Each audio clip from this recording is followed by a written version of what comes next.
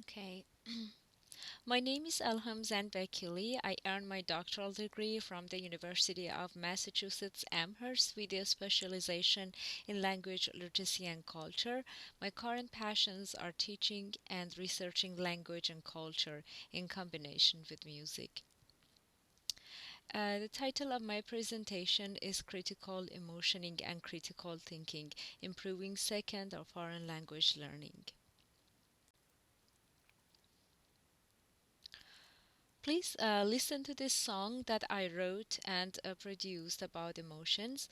Please take notice of the four positive emotions of happiness, calmness, excitement, and hope, and four negative emotions of loneliness, anxiety, anger, and sadness.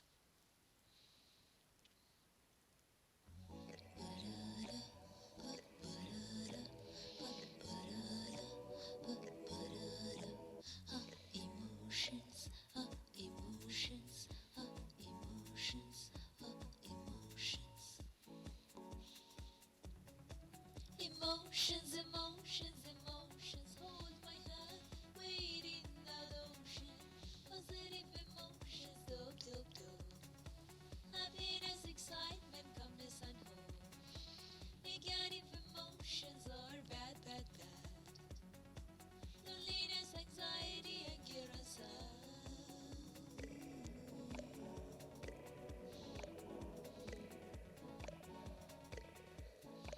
Never give up on hope till the power it is low. Happiness is all up to you.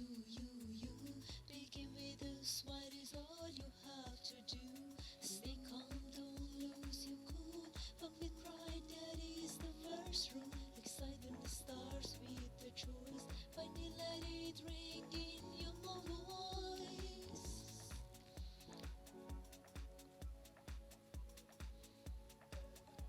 Don't give it into sad, it will only make you mad. Loneliness begins when you lose a friend. Make a new friend and it will end. Anxiety is fear without a goal. Be nice to yourself, learn a new role. Anger starts when you're hurt. Take a deep breath and change your t-shirt. Change your t-shirt.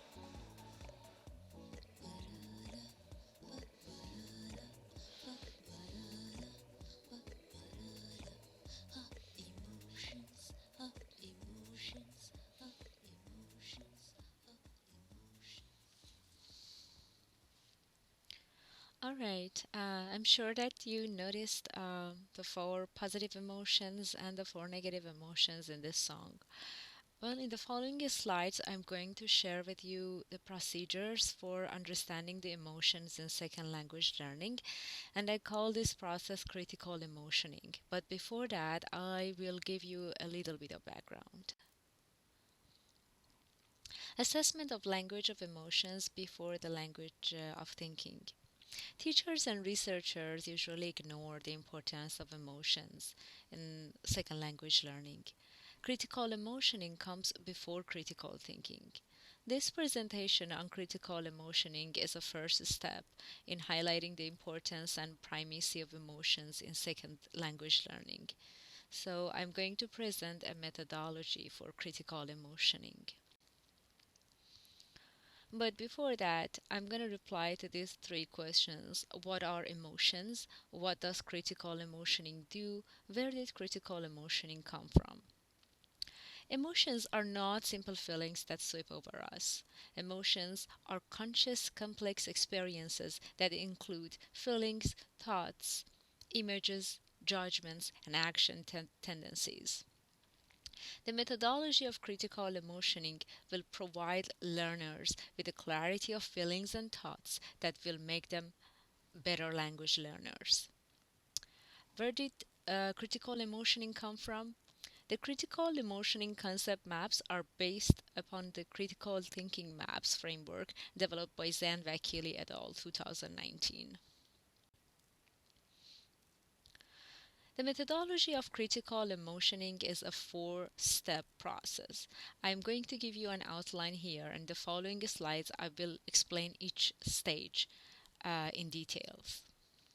The first step is identifying the emotions in a classroom with the emotional climate scale. We call it ECS. The second one is learning about and applying concept maps, using concept maps to make conscious the emotions that are largely unconscious. The third stage is applying the language of critical thinking, WH questions. And the last stage is critical emotioning, which is the application of critical thinking to emotions. So the result is an awareness of and access to the motivational power of emotions and the cognitive skills to organize the power of emotions. What is emotional climate scale or ECS? The emotional climate scale applies a 7-point Likert scale to assess the following emotions of the song in the school settings. The four negative emotions and the four positive emotions that you identified in the song that you just listened to. The negative emotions include anger, sadness, anxiety, loneliness, and the positive emotions are calmness, excitement, happiness, and hope. And the purpose of the critical emotioning is to moving from the negative emotions toward positive emotions. So in the first stage, we use the ECS to identify emotions in English language classroom. ECS was used to study the emotional responses of minority and majority elementary school students to different settings within their schools. Specifically, in English language classes, minority children are more excited, angry, and lonely than their white peers. Well, you're all familiar with walking into a situation, into a classroom, and feeling a rush of emotions. So, through ECS, we are sorting out the emotions of the language learners in the classroom. The second stage, the concept maps.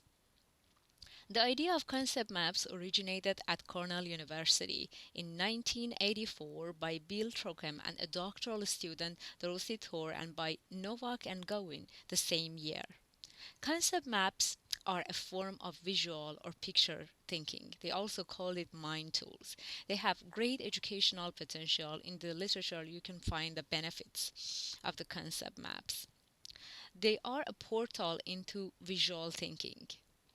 The picture thinking is fast, automatic, effortless, often unconscious, and brings images to mind, spreading neural activation, enabling the individuals or group to respond more easily than before. So they are a portal into visual thinking. When we understand something, we say that we see it.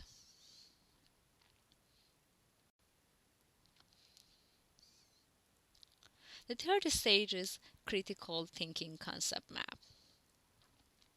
Zanvakili et al. Were the first to examine the development of patterns of critical thinking through 3CA model by applying the critical thinking questions to a concept map. What is critical thinking? Critical thinking is defined as applying the questions of what, when, how, where, why, and who. Critical thinking questions were first identified by Aristotle as the dispositions necessary to take virtuous actions. The six WH questions collectively provide information for understanding a narrative.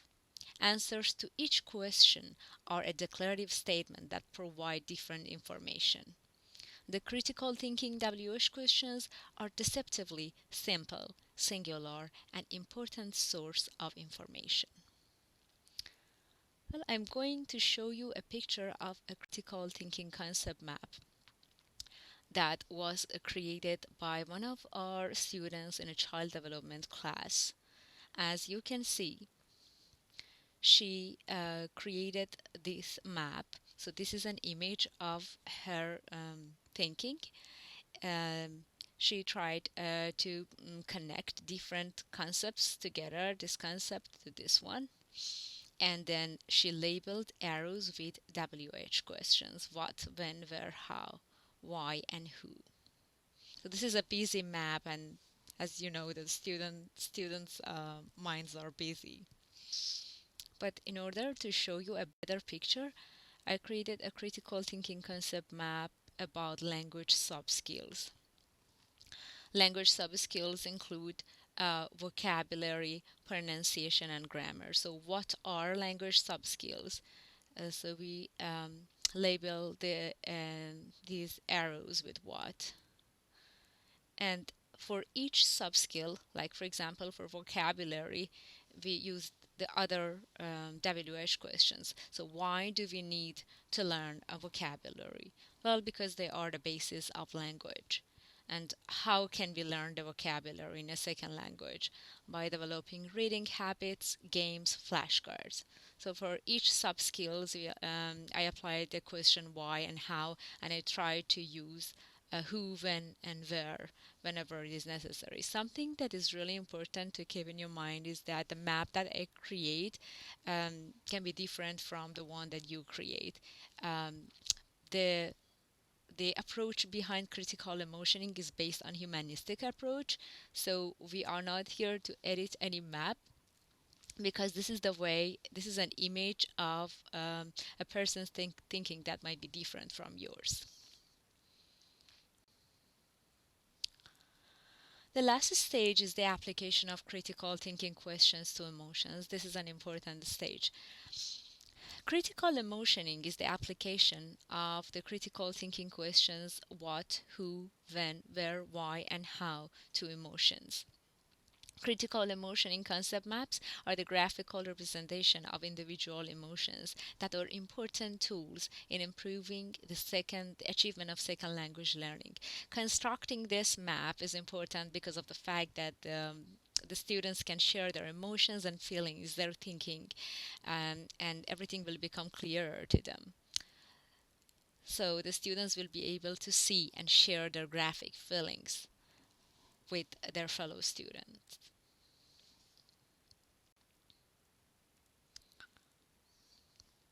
In order to show you a better picture of the last stage, which is the critical emotioning, I created a critical emotioning concept map. It is not complete, but just to show you an example, in the middle we have feelings or emotions of a second language learners that can be related to who, but we identified through emotional climate scale that loneliness, anger, and excitement were the three major feelings that minority students had. So we start by what are the feelings that the students have, like loneliness. So why are they feeling lonely? How can they overcome their loneliness? Um, when can they start the process of solving the problem of loneliness, or where can they go, who can they refer to? So different questions, just applying thinking um, to the emotions to have to understand them better. uh, Creating this map is the last stage of critical emotioning, but I would like to explain a little bit of the psychology of critical emotioning in the following slides. The critical emotioning converts unconscious feelings to conscious feelings, because suddenly students see the image of their feelings before them. So it analyzes feelings and emotions. The critical thinking questions are a bridge over troubled waters, the negative emotions. Catharsis occurs as you see and share the picture of your feelings. So negatives might not go away, but this bridge is a scaffolding that puts you on the path from negatives to positives. Consequently, you feel better, you think better, you learn better, you understand the word of second language and culture differently. The critical emotioning methodology also activates the student's agency and empowers their identity. So, after seeing the image of their feelings, now they are the agent of change. They are thinking. It is catharsis. It lifts the burden off a student's shoulders and releasing the self. So, they're exploring the newfound freedom. Now, a student can connect with the new language and culture, language word.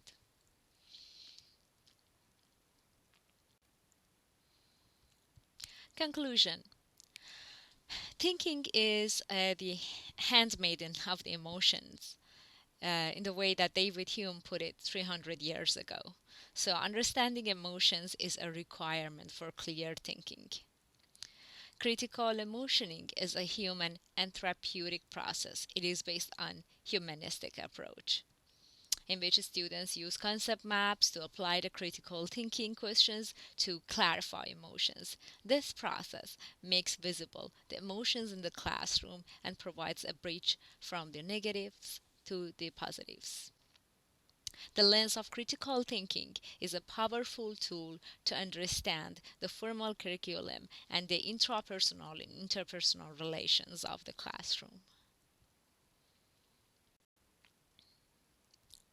Suggestion for further research: the critical emotioning methodology can be applied along with critical thinking models in different areas of education and classroom settings, such as second or foreign language learning, combined with counseling, STEM, arts, business, etc. Because this is a theoretical model with only a pilot study, please feel free to apply and change this method to fit your individual needs or purposes. Um, they also can be used for context analysis or discourse analysis. And the additional remark is that the maps can be created either handwritten or online.